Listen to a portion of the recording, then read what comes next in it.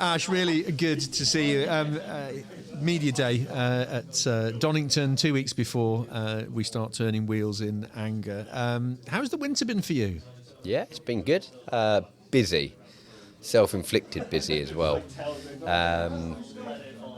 Moved premises with my sim company. Built a showroom. Yeah, signed a 3-year deal. It's all pretty good. Can't complain. Excellent. And in terms of time you've had in the car so far? Yeah, we've had a handful of days. We had what we class as a glorified shakedown at Sutton. We've then been to Brand for 2 days and Croft, but I wouldn't say it's been the cleanest of running. I think everyone will probably be saying the same. The weather's played a big part of it. It's been quite wet on most of the days, so we would all be sat here wanting more dry running for sure. But yeah, fingers crossed tomorrow at the media day is going to be dry and we can try and get some running then. Some significant changes coming for this year. Qualifying, obviously, the use of the tyre, the option tyre, the harder tyre, and of course the extra boost through the hybrid. You smiled then. You're looking for... I didn't... You almost... I used to think you were quite a good poker player, but you gave away then. You're looking forward to that by the looks of it. I am. It's... pressure's going to be on. Obviously, the new qualifying format alone is going to be very, very tough.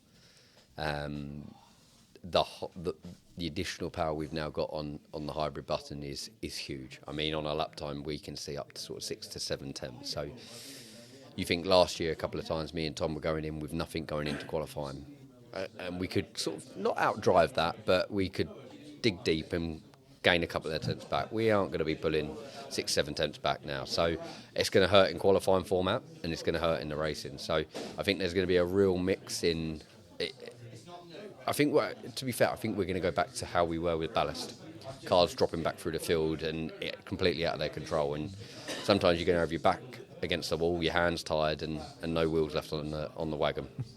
It's going to change the approach to qualifying and the approach to racing, isn't it? Strategy is going to need a rethink. Yeah, for sure. I think your approach on the weekend will be based on where you are in the championship, how much hybrid you have, and how you play your tyre delta, as we're calling it, whether it's soft, medium, hards, whatever that is. Throughout the weekend, it is going to play a big part of the final result. So what are they going to be the big challenges then for this year? I generally think it's going to be this race to hardest tyre, where we have to use the next hardest tyre available. You think if you just come off the back of winning race 1, for example, and you've only got a hard tyre available for race 2, and you're sat on the grid with that hard tyre with no hybrid power, and you've got someone sat, I don't know, P8, P9, P10 in that region with a soft tyre in full deployment, or as the deployment they're being allocated, you're on the back foot. We're going to be looking at sort of second half, 2 seconds lap difference per car. Now that's a huge jump. Yeah, absolutely. I think it's also going to possibly change the number of winners from the grid we have this year as well. I mean, at one time, being quick and being reasonably consistent was good enough. Now you've got to be quick and, if not, consistent through the whole season. Yeah, like I said, I think we're going to go back to the years of ballast where we're going to have multiple race winners, people storming through the field, having the best race of their life. But consistency through the championship, I think if you look at the average points that have been allocated over the year, me and Tom have pushed that number up the past few seasons. I think we're actually going to see that number drop back down. I think we're going to be back into sort of the 300s when it comes to final total at the end of the year. Purely from a fan's point of view, somebody was saying to me the other day, wow, this is going to be a hell of a season. You're going for a history-making number of wins, as is Colin. Your teammate wants to get his hand on the trophy. Excuse me, Dan Camish. Jake Hill's going to be quick. Josh Cook has changed teams and has always had an eye on the prize as well. It's going to be tough this year. Yeah, I'm quite a fan of it, if I'm honest. Even though I'm in it, I'm a fan of it. It's we've got less cars on the grid, but it's a competitive grid. I mean, very competitive. Like you said, there's been a few shimmies around. Josh jumping in a different team. The return of Rob Huff, we can't forget him. He's a peddler. He's proven his own right. But yeah, there's guys there that are hungry for their first title. You've got me and Colin going for our 5th. and you've got Tom wants to prove himself that he's not a one-shot wonder. Absolutely. It's going to be a great season, obviously. Are you bringing the family to the races Always. this year? Always. How is the new addition? Yeah, Sonny's great. He's nearly won. So, he's going to be a part of my touring car career for the foreseeable, for sure. He's for me, it's not just about me going racing, it's a family experience and having them there. And my mum and dad still attend everyone. Just having him grow up around the paddock is going to be cool. Then you get to that point, as Dan Rowbottom said to me earlier, where his daughter's thinking about wanting to go karting.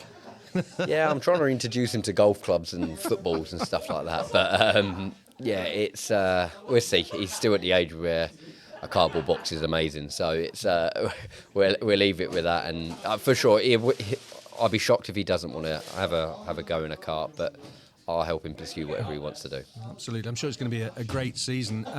How much do you want that 5th title? I wouldn't be sat here and I wouldn't have signed a 3-year deal if I didn't think it wasn't achievable. So I'm hungrier than ever. To be the way I look at it is, if Colin goes and beats me to this next title, I've got 2 more years to have to claim the most. So I want to be that first driver. Playing the long game. Yeah, that's the way to do it. Ash, it's going to be a great season, I'm sure. Have a fantastic one.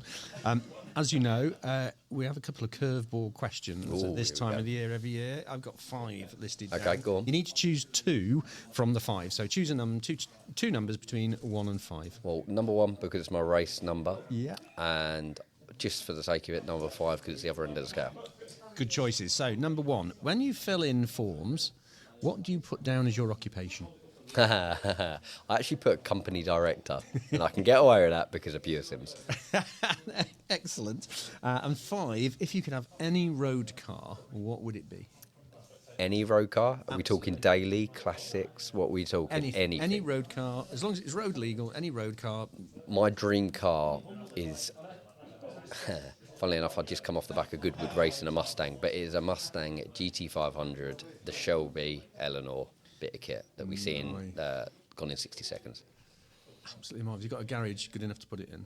I'm currently in the process of building a 2-car garage, so fingers crossed, one day the dream might come true. What do you drive at the moment? What's your road car at the moment? Currently got just an Audi A3 saloon, just get me from point A to point B in a bit of comfort and good on diesel. Let's put the buggy in and all the shopping. Yeah, exactly. Obviously, we use her car mainly for all the runs when we include Sonny, but for sure, it's just a simple, average daily car. There you go. Have a good season. Cheers, thank you. Thanks, Ash.